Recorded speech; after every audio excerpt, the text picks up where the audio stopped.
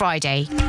Asian Network reports. Next, with more wintry weather on the way this weekend, many of us will be dreaming of sunnier climes. But did you know that many of the things that we do over here could land you in hot water over there?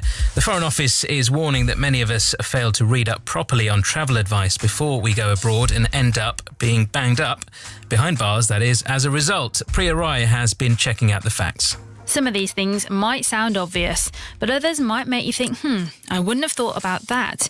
Well, months after saving for your travels, it might be worth getting to grips with the local customs before getting on the plane. Before we went to Sri Lanka, I didn't know that much about the country. I guess it's a little bit off the radar compared to places like Thailand. This is Charlie. She's travelled all over the world, but right now she's in Sri Lanka, and there's one thing that she has been surprised about. One thing that I read about and I hadn't expected was related to photos with the Buddha and other religious statues. In the UK, I think particularly it's really different. We might have Buddha tattoos or Buddha on T-shirts, Buddha on even things like beer mats or something, whereas in Sri Lanka they wouldn't be using Buddha's image in that way. Respect of the Buddha is something the Foreign Office is warning people about.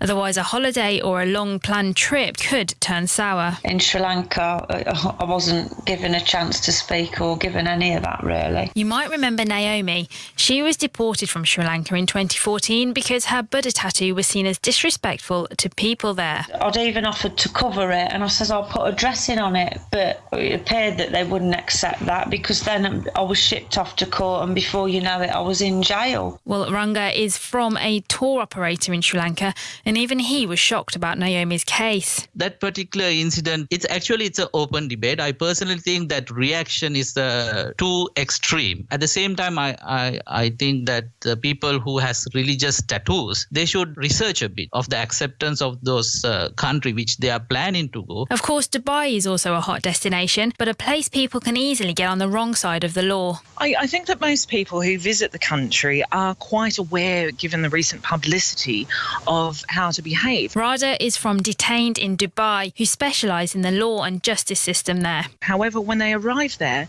it can be quite daunting because they'll see behaviour that is actually illegal but is common, so it can be misleading. The government says that hardly any of us are reading up on advice before holidaying in places with different customs to the UK. And maybe we should be, with destinations further afield than Europe featuring high on many people's bucket lists. You're listening to Asian Network Reports. BBC Asian Network. Asian Network. Whether you're just waking up